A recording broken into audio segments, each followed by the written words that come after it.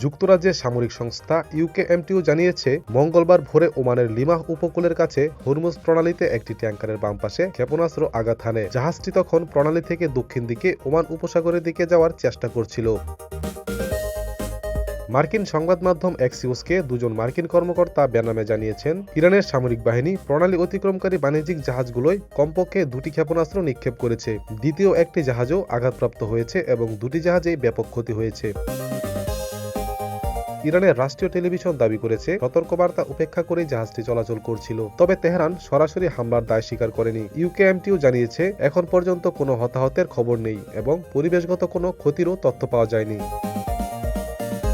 Tehran ভিত্তিক বিশ্লেষক হোসেন রোয়াভারান আল জাজিরাকে বলেছেন, জাহাজটি হয়তো এমন এলাকায় প্রবেশ করেছিল যেখানে ইরানি দল মাইন পরিষ্কারের কাজ করছিল। তার মতে, ওমানের কাছাকাছি ওই এলাকা মাইনে পরিপূর্ণ থাকতে পারে এবং জাহাজের গতিবিধি ইরানি দলের জন্য হুমকি হিসেবে বিবেচিত হয়েছে। ইরান বারবার ঘোষণা করেছে, তাদের অনুমোদিত রুট ছাড়া হরমুজ প্রণালীতে চলাচল নিরাপদ নয়। ওমানের উপকূল ঘেঁষে বিকল্প রুটে চলাচলকারী জাহাজগুলোতে ইরানের হামলার অভিযোগ আগেও উঠেছে।